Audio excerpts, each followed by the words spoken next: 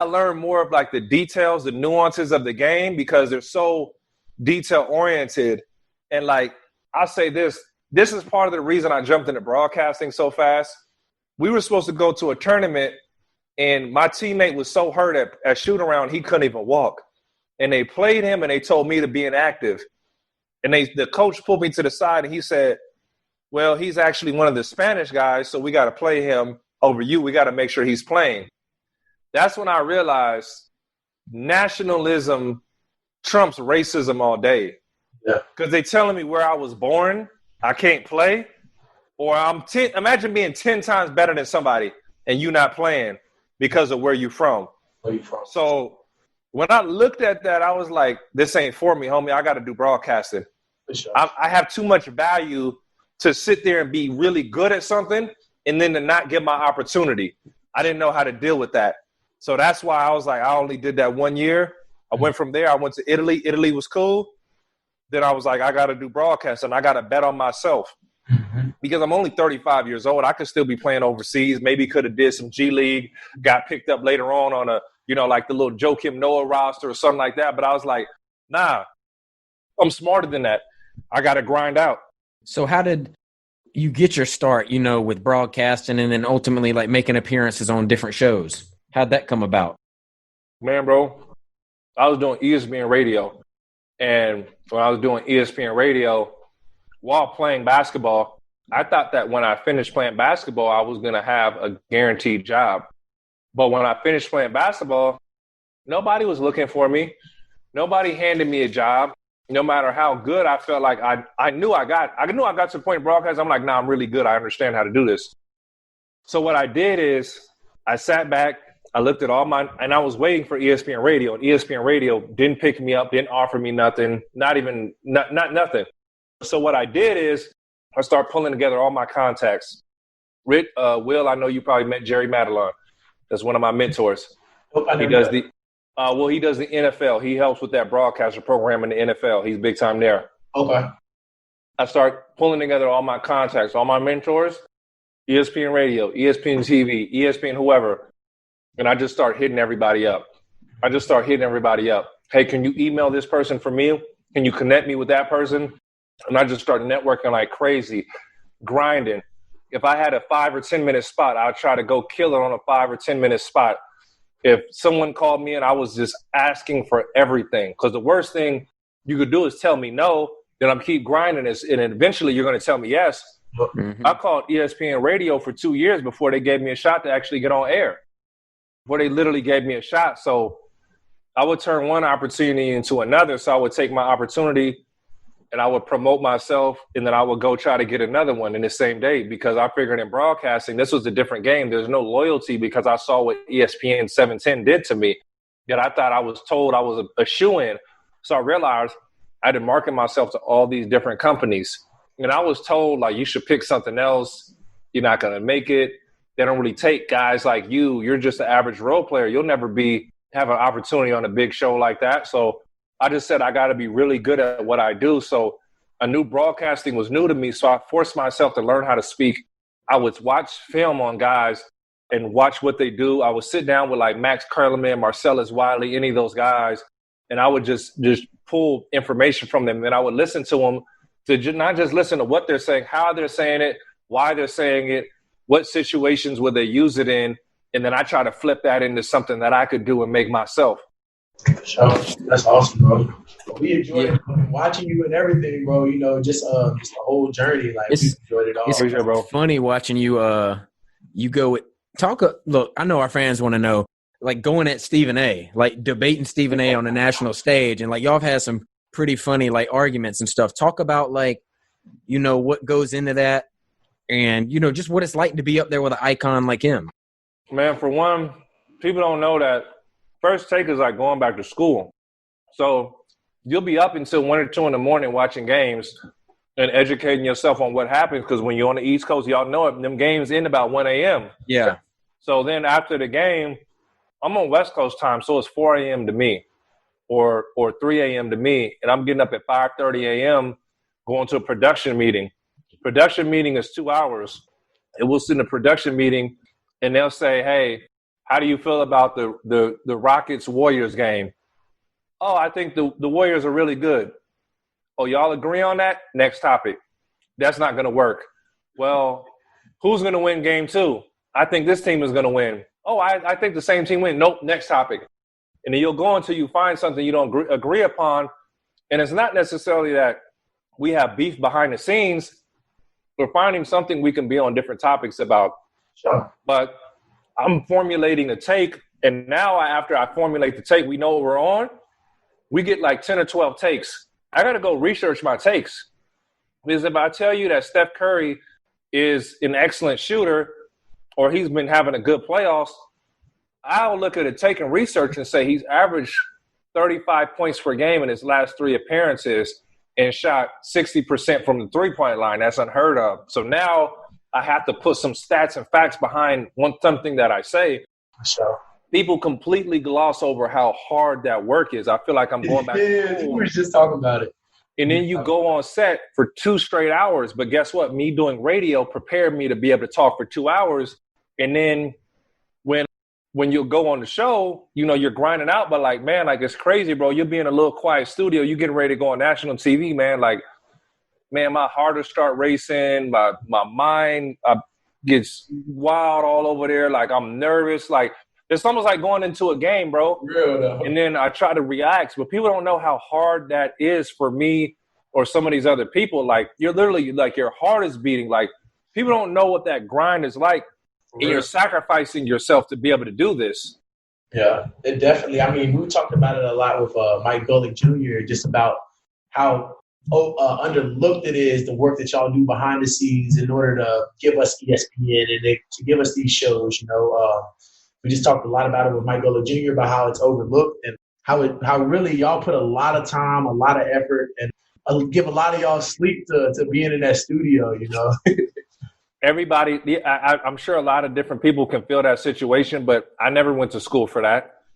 Sure. I had to learn, or like, man, like, you tired. It's 3:30 in the morning for me. And when I come on, if I'm looking like down, no one's going to care. I got to be up with energy going, hey, da-da-da-da-da-da-da, like, boom.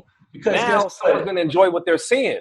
Because guess what? We might be watching that at 12 o'clock p.m., but you there at 3 a.m., you don't get okay, I'm just waking up. Like, no, like, you got to make sure that you're seeing the open you as if like it was 5 o'clock p.m. that somebody's recording. And I will always look at it like, if I talk and you don't remember anything I said, I haven't done my job. I got to give you something to go home with. Sure. So if I talk to you for 2 hours straight and I'm like, hey, man, what was he talking about? I don't really remember. No doubt. Nobody cares. But if I give you something that gets on your brain, you're like, dang, he said what? Like, oh, dang, for real? Okay. I've done my job. Yeah. I've given you something to provoke thought and emotion and feeling. That's my job to do. You know? Because everybody could talk basketball. Everybody got an opinion. We all got opinions. They like buttholes. We all got them, right? For real. Bro, but that's how. Yeah, because a lot of people think he just gets up there and says whatever. Heck no. Everything that I say, I feel it, but I got to say it so that you know it. And I would say like this, I feel like I could have done a better job of going on my social media, going on certain places where people can get to know me, Ryan Hollins, because people see 30 seconds of a clip or 1 minute of a clip of Ryan Hollins and they formulate opinions and ideas of who this guy is. I'm literally in the heat of a debate. So they're like, oh, that's who he is. He's a jerk. He's this, he's that. But it's like, dude, if you came down to the field or the court and you saw how we talk to each other, you'd be thinking we crazy. Mm-hmm. But if me and you, facts. But if me and you go grab a bite to eat or talk, and I think I could have done a better job noticing that I'm meeting different people as far as fans and fan bases, and then gone and did a video like, hey, man, I enjoy this, and this. I'm a hardworking guy and whatever. Now people can get to know me. I'm sure, Will, Cody, you know, y'all probably knew of me a little bit because you looked up, but now you talking to me like, dang, like, I know Ryan Hollins. Yeah. You know, I know, and that's what we want to give our fans. You know, we want to give like, who is Ryan? We know he on ESPN arguing with Stephen A. We know he played on multiple teams in the NBA, worked for everything he got, stayed in the NBA for 10 years. But what about the Ryan Hollins? What made Ryan Hollins who he is, you know? And now we get to hear about your work ethic, how your mindset is, and stuff like that. And not only just our fans, but kids and of all generations and everything need to know, like, that you can do it, bro. Like, you can do it. Believe it, and facts, you can do it for sure. People, and you know what's funny, Will?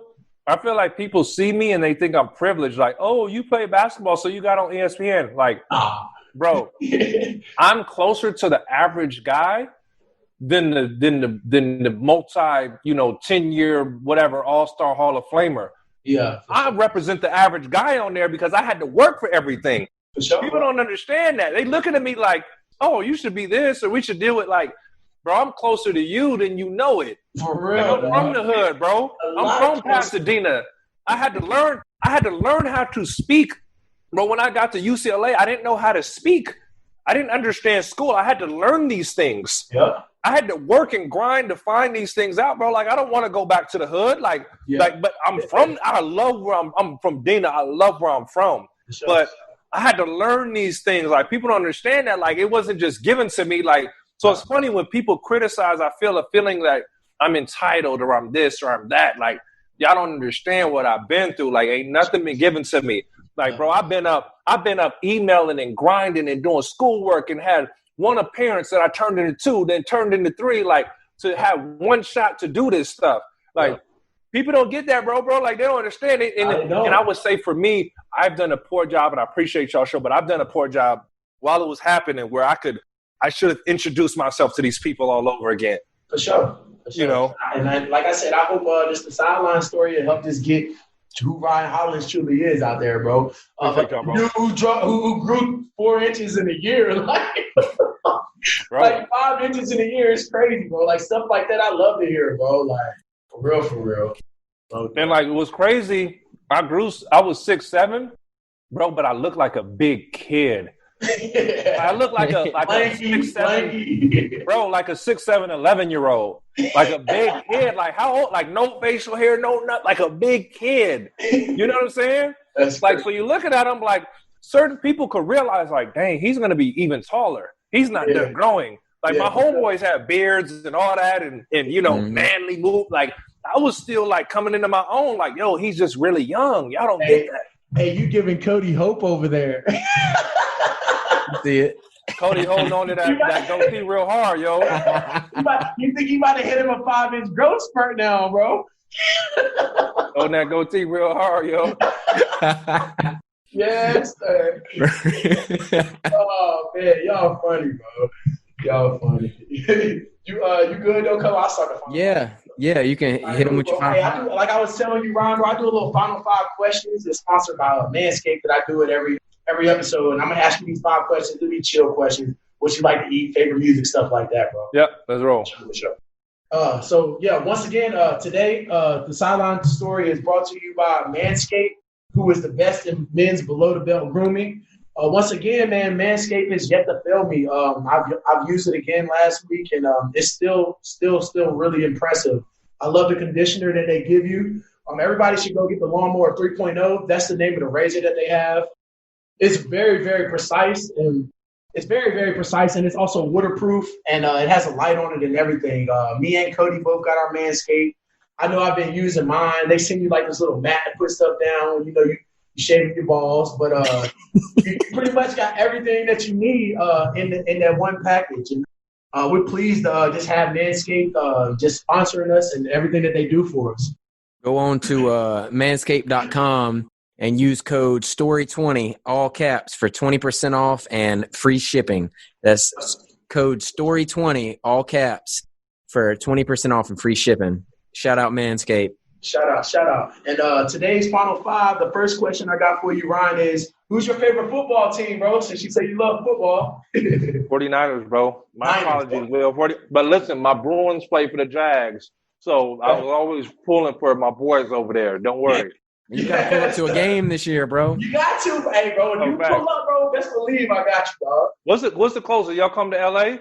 We go to LA at least once every year, bro. I couldn't tell you who we play out there though, but we definitely come out there. Yeah, sure. Bro, I'm gonna hit you, bro. That's for sure. All right, question number 2, bro. What's the dopest place you've traveled?